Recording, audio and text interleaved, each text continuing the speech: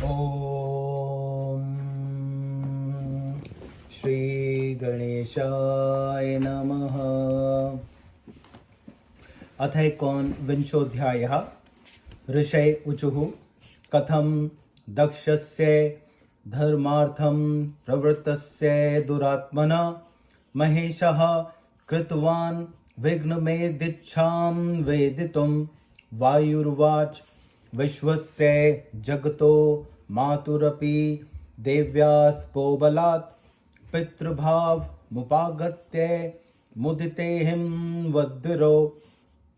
देवे अपि तत्कृतो द्वाहे हिमवच्छिखरालये सङ्क्रीडति तया सार्धं काले बहुतरे गते।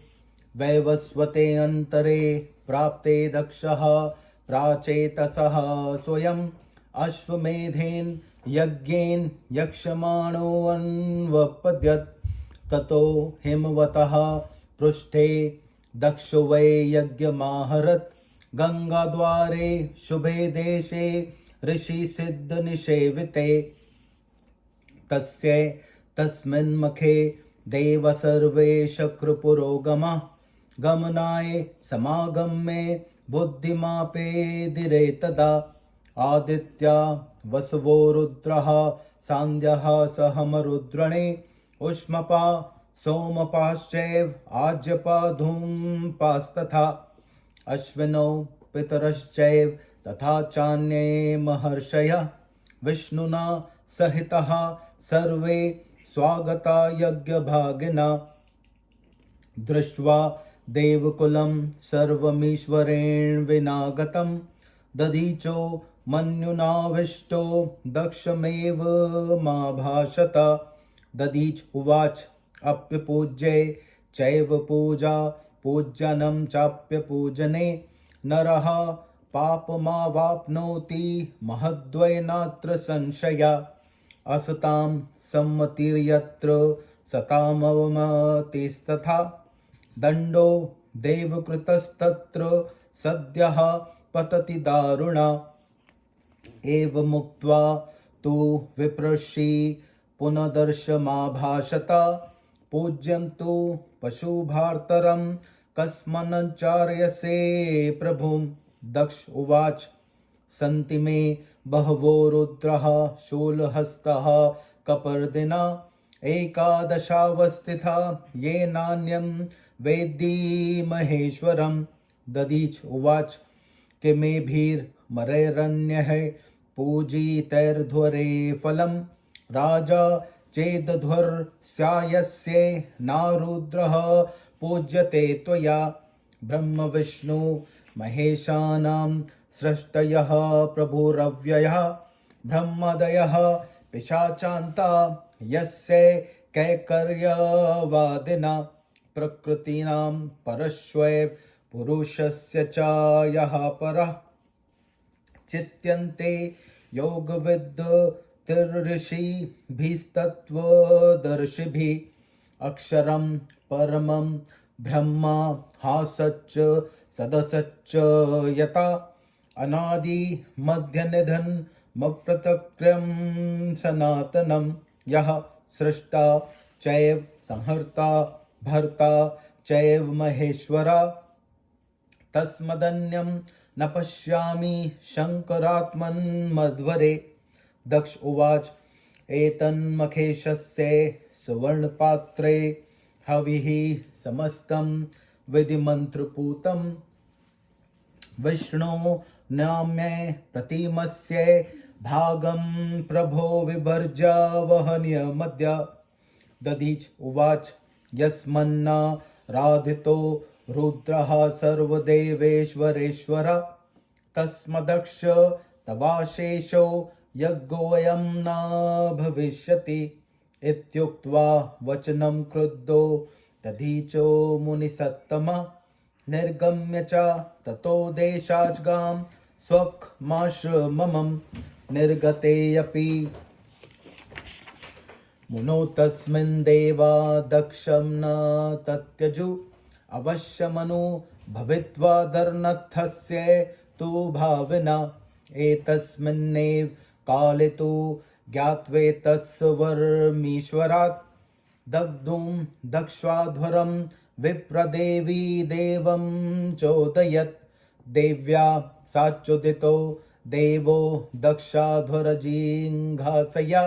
ससर्ज सहसा वीरं वीरभद्रं गणेश्वरं सहस्रवदनं देवं सहस्रकमलेक्षणं सहस्रमुद्रधरं सहस्रशरपाणिकं शूलटक गदाहस्तं दीप्तकारमुकधारिणं चक्रवज्रधरं घोरं चन्द्रधृत्कृतशेखरं कुलिशोद्ययोतितकरं तडिज्वलित मूर्धजं दष्ट्रा करालं बिभ्राणं महावक्त्रं महोदरं विद्युजिहं प्रलम्बोष्टं मेघसागरिणः स्वनं वसानं चर्म व्याघ्रं महद्रुधिर्निसृवं गण्डधुतयं संसृष्ट मण्डलीकृत कुण्डलं वरामर शिरोमाल वलीकलित शेखरं रणन्नुपुरकेयूर्महाकनकभूषितं रत्नसंशय संदीप्तं तारहारावृतोरसं महाशर्वशार्दूल सिंहे सदृश विक्रमं प्रशस्त मत्तमातं समानं गमनालसं शंख चामर कुंदेन्दु मृणालस दृष्प्रभं सतुषार मिवान्द्रिदं साक्षञ्जगमतं गमं ज्वालमाला परीक्षितं दीप्तमौक्तिक भूषणं तेजसा चैव दिव्यत्तं युगान्तिपावकं स जानुभ्यां महिं गत्वा प्रणतः प्राज्वलिस्तथा पार्श्वतो देवदेवस्य पर्यातिष्णुद्रणेश्वरा मन्युना चासृजद्रां भद्रकालीं महेश्वरीम् आत्मनः कर्मसाक्षित्वे तेन गन्तुं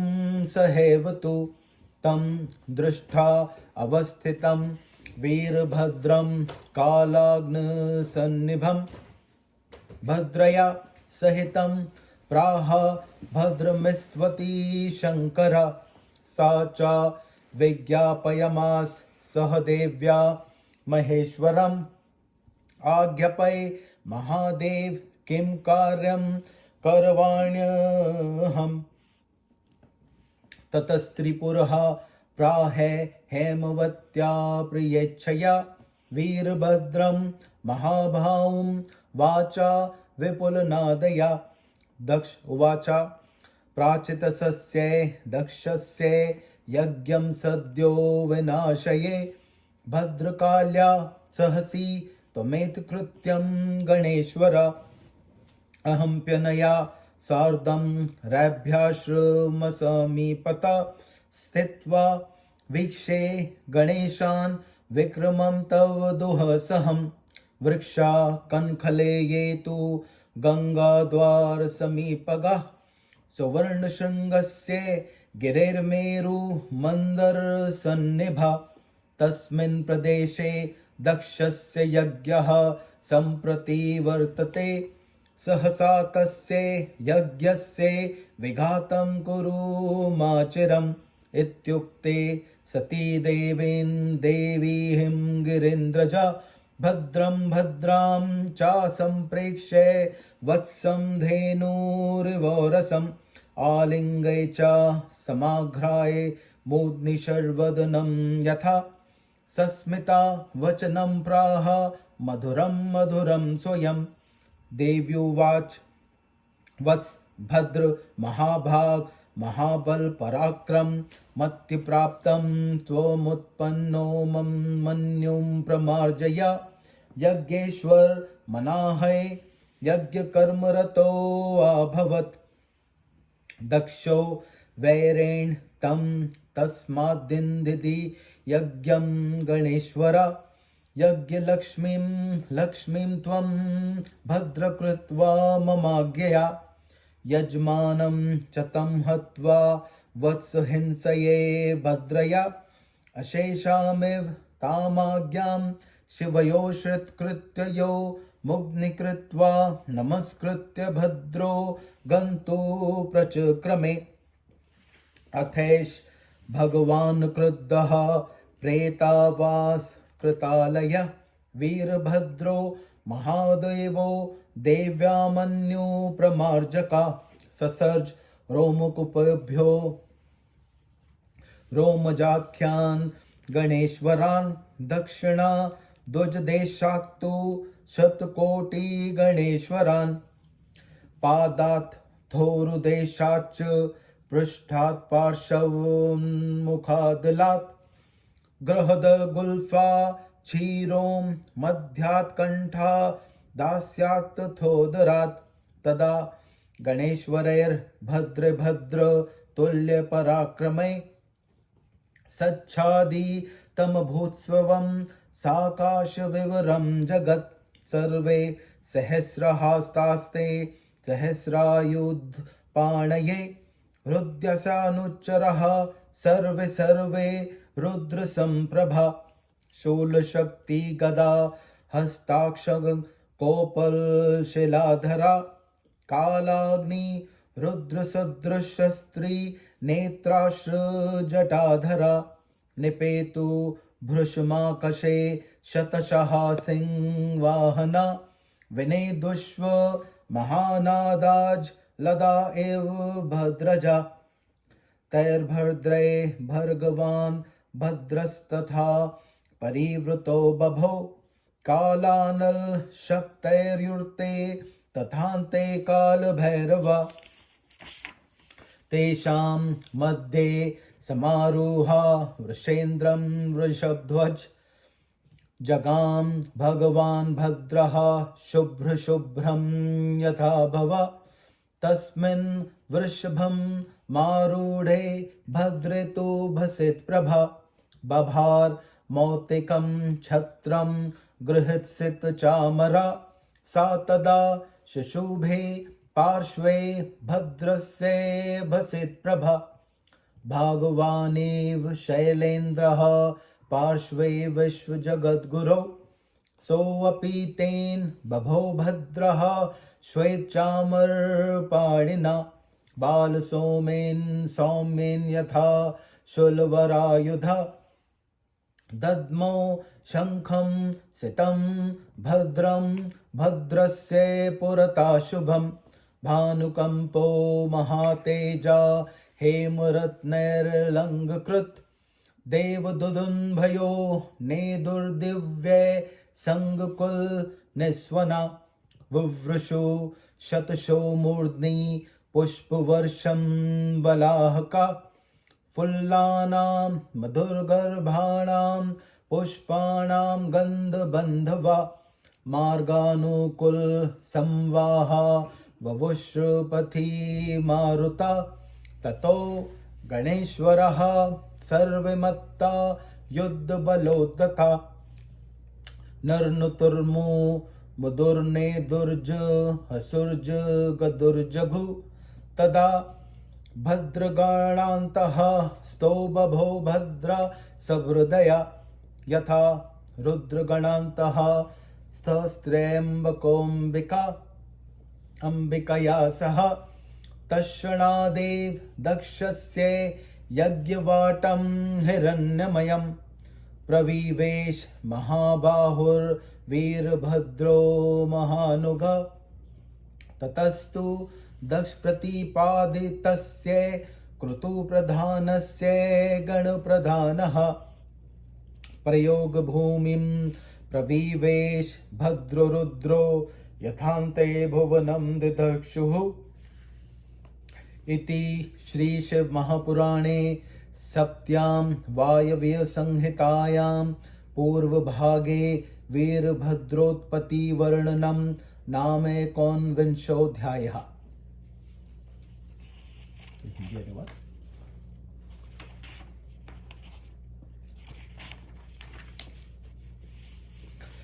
ऋषियों ने कहा, धर्म कार्य के लिए प्रवृत्त दुरात्मा दक्ष के कार्य में शिवजी ने क्यों विघ्न किया। मैं यह जानना चाहता हूँ। वायुदेव ने कहा, संपूर्ण संसार की माता उस देवी के तपोबल द्वारा अपने घर में आने के कारण हिमालय प्रसन्न थे। उनके साथ जब शिवजी का विवाह हो गया तब वे पार्वती के साथ हिमालय पर जाकर विहार करने लगे। इस प्रकार बहुत समय बीत गया। वैवस तमवंतर के आने पर प्रचेता के पुत्र दक्ष ने अश्वमेध यज्ञ करना चाहा। जब वे हिमालय के पीछे के भाग में जहां गंगा द्वार है वहां यज्ञ करने लगे, तब उनके यज्ञ में इंद्र आदि सभी देवता जाने की सोचने लगे। 12 आदित्य, अष्टवसु, एकादश रुद्र, साध्यगण, मरुद्गण, उष्मप, सोमप, आज्यप, धूमप, अश्विनी कुमार, पितर, महर्षि विष्णु सहित सब यज्ञ भाग लेने को आए। जब शिवजी के बिना सभी देवता आ गए तब दधीचि ने कुपित होकर दक्ष से कहा, दधीचि ने कहा, अपूज्यों की पूजा से और पूज्यों का पूजन ना करने से मनुष्य निसंदेह महान पाप का भागी होता है। जहां असत पुरुषों का सम्मान और सत पुरुषों का अपमान होता है वहां शीघ्र ही ईश्वर की ओर से कठोर दंड मिलता है। इतना कहकर उस ब्रह्मर्षि ने फिर दक्ष से कहा, पूज्य पशुपति की तुम पूजा क्यों नहीं करते हो? दक्ष ने कहा, मेरे यहाँ जटाजूट तथा शूलधारी 11 रुद्र हैं, इनके अतिरिक्त मैं महेश्वर को नहीं जानता। दधीचि ने कहा, इस यज्ञ में और देवताओं की पूजा करने से क्या लाभ जब तुम यज्ञ के स्वामी रुद्र की पूजा नहीं कर रहे हो? ब्रह्मा विष्णु महेशों को जिन अविनाशी प्रभु ने सृष्टि की है, ब्रह्मा से लेकर पिशाच तक प्राणी जिनके दास हैं, जो प्रकृति पुरुष से परे हैं और जिनका ध्यान योगी ऋषि तथा तत्वदर्शी करते हैं, जो अक्षर पर ब्रह्मा सत असत स्वरूप हैं, जो अनादि मध्य निधन तर्क रहित तथा सनातन है, जो सृष्टिकर्ता पालहिता संहारकर्ता महेश्वर हैं, उनके अतिरिक्त मैं इस यज्ञ में किसी को नहीं देखता हूं। दक्ष ने कहा, यह सुवर्ण पात्र में यज्ञ स्वामी विष्णु का भाग विधि पूर्वक मंत्रोच्चारण के साथ रखा है, इसका विभाग कर आप आज हवन कीजिए। दधीचि ने कहा, क्योंकि तुमने सभी देवताओं के स्वामी रुद्र की आराधना नहीं की अतः तुम्हारा यह यज्ञ पूर्ण नहीं होगा। कुपित होकर इतनी बात कहकर मुनिवर दधीचि वहां से अपने आश्रम को चले गए। मुनि के चले जाने पर भी होने वाले अनर्थ को समझते हुए देवताओं ने दक्ष को नहीं छोड़ा।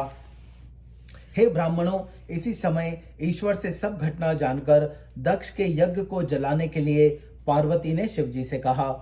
देवी द्वारा प्रेरित महादेव जी ने यक्ष दक्ष यज्ञ का नाश करने के लिए गणाधीप वीरभद्र को पैदा किया।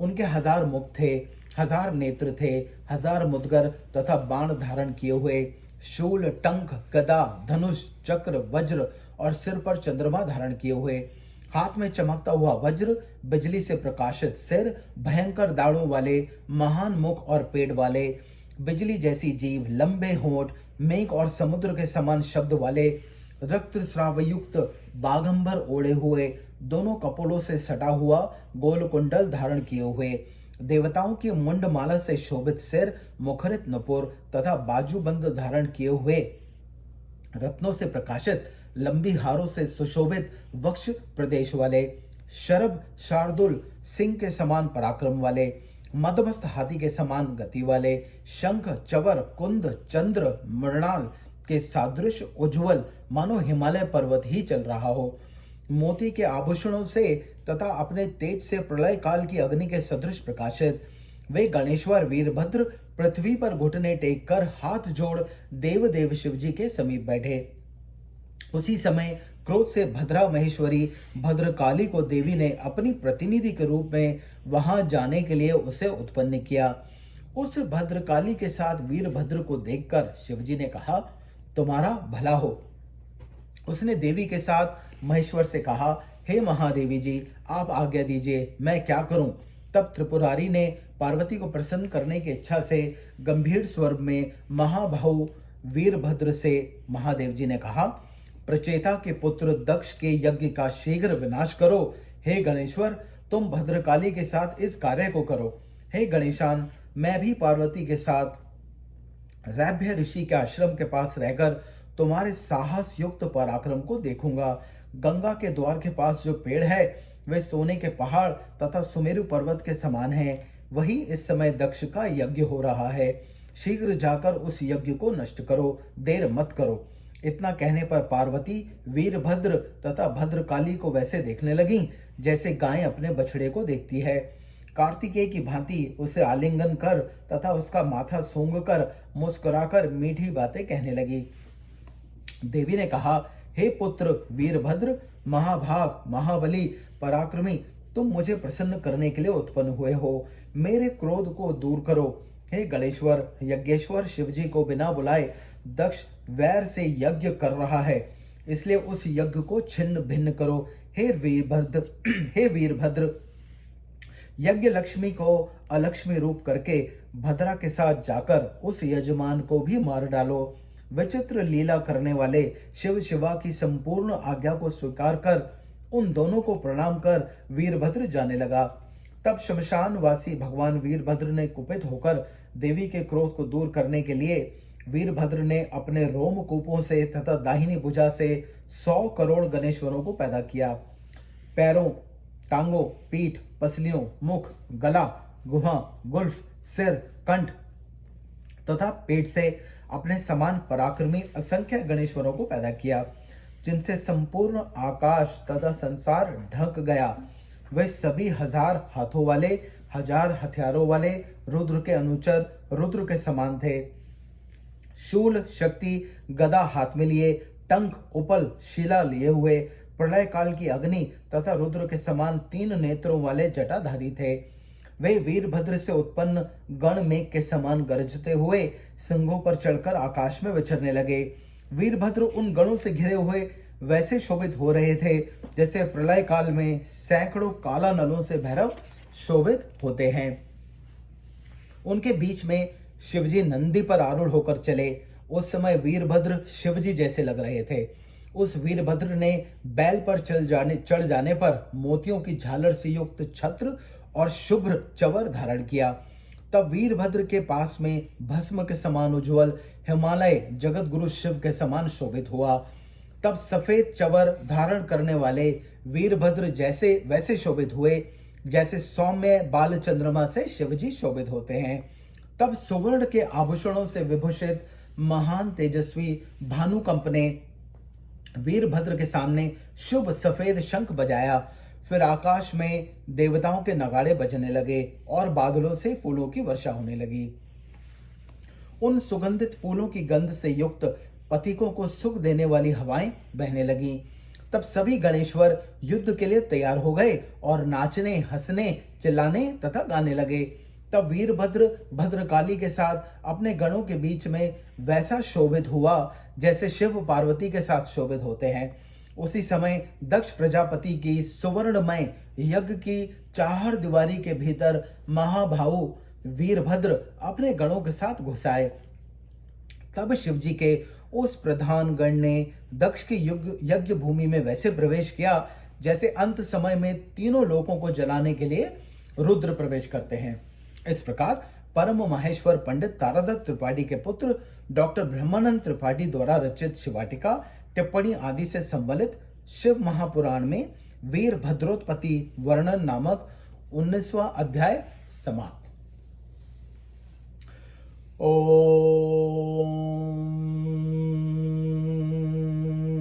नमः शिवाय। शिवजी सदा सहाय। ओम नमः शिवाय। गुरुजी सदा सहाय।